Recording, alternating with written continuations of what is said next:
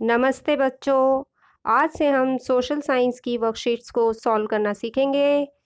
आपकी पहली worksheet social science में भूगोल की किताब से ली गई है, यानी ज्योग्राफी की जो आपकी किताब है उसका पहला चैप्टर सौर मंडल में पृथ्वी से हम खगोलीय पिंडों के बारे में आज पढ़ेंगे।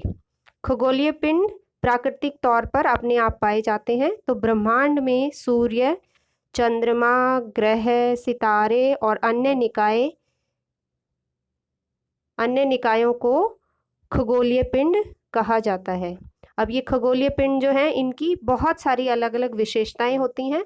तो चलो इसको देखते हैं। जो तारे हैं उनकी विशेषताओं को देखते हैं। कुछ खगोलीय पिंड बहुत बड़े और गर्म होते हैं, वो गैसों से बने होते हैं और उनका अपना ताप और उनका अपना प्रकाश होता है, यानी कि वो बहुत गर्म होते हैं और उनमें लाइट होती है और वो बने होते हैं गैसों से। और ये जो लाइट है और ये जो उनके अंदर हीट है, ताप है, इसको ये अपने से निकालते रहते हैं, यानी जिसका वे बड़ी मात्रा में उत्सर्जन करते हैं। इन खगोलीय पिंडों को तारे कहा जाता है। क्या आप जानते हैं कि सूरज भी, जो सूर्य हमें दिखाई देता है, वो भी एक तारा है। जब जैसे ही दिन निकलता है, जैसे जैसे सूरज की रोशनी बढ़ती जाती है, वैसे वैसे तापमान में भी वृद्धि होती जाती है। तो यानी सूर्य, इसी बात से हमें पता चलता है कि सूर्य जो कि गैस से बना हुआ है, उसका अपना ताप है और उसका अपना प्रकाश है, और उसका प्रकाश इतना ज़्यादा है और साथ ही साथ वो हमारे बहुत ही पास में है, हमारी पृथ्वी के बहुत पास है, सबसे पास वाला तारा है। इसलिए जब ये तारा चमकता है तो बाकी जो तारे हैं उनकी लाइट दिखाई नहीं देती और वो तारे केवल हमें रात में दिखाई देते हैं। अब जिस तरह से तारे होते हैं उसी तरह कुछ और खगोलीय पिंड होते हैं जिनका अपना प्रकाश और ताप नहीं होता है। देखो वहां पे उनके तारों के पास ऐसा होता है, लेकिन कुछ जो दूसरे खगोलीय पिंड हैं उनके पास ताप और प्रकाश नहीं होता है। वो तारों की रोशनी से जगमगाते हैं और ऐसे पिंड को ग्रह कहा जाता है। हमारी जो पृथ्वी है वो भी एक ग्रह है और पृथ्वी के ऊपर जीवन पाया जाता है। ये एक अनोखे तरह का ग्रह है। अब अगर तारों को हम पढ़ते हैं, हम उनको देखते हैं, तो हमें तारों के बारे में बहुत इंटरेस्टिंग चीज़ें दिखाई देती हैं। कुछ तारे इकट्ठे मिलके कई पैटर्न भी बनाते हैं और इन पैटर्न्स को कहा जाता है नक्षत्र मंडल। जैसा आपको फोटो में दिख रहा है, ये देखिए, ये एक चम्मच जैसा आकार बना हुआ है।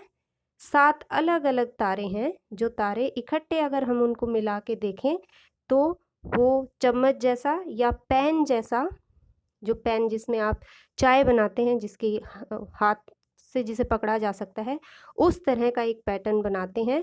इसे कहा जाता है, और ये क्योंकि सात सात से मिलके बना है तो इसे कहा जाता है सप्तऋषि तारामंडल। आप अपनी पुस्तक में जो है पहले चैप्टर में भूगोल में अगर और ज़्यादा पढ़ना चाहते हैं नक्षत्र मंडलों के बारे में तो वहाँ से पढ़ सकते हैं। आगे हमारी वर्कशीट में दिया गया है कि पृथ्वी की तरह हमारे सौरमंडल में 7 अन्य ग्रह हैं।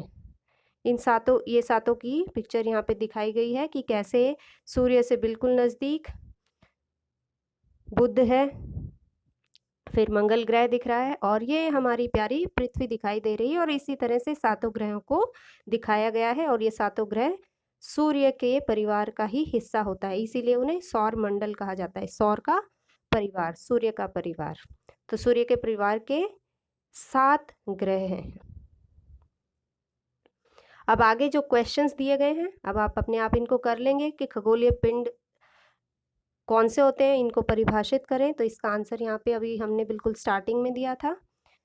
दूसरा है एक ग्रह एक तारे से कैसे अलग होता है। हमने अभी डिस्कस किया कि ग्रहों के पास क्या होता है और तारों के पास क्या होता है। तारों के पास ताप और प्रकाश होता है, वो गैस से बने होते हैं, जबकि जो ग्रह हैं उनके पास अपना ताप और अपना प्रकाश नहीं होता, वो तारों से ये रोशनी प्राप्त करते हैं। नक्षत्र मंडल क्या होता है और हमारे सौर मंडल में कितने ग्रह हैं। Thank you.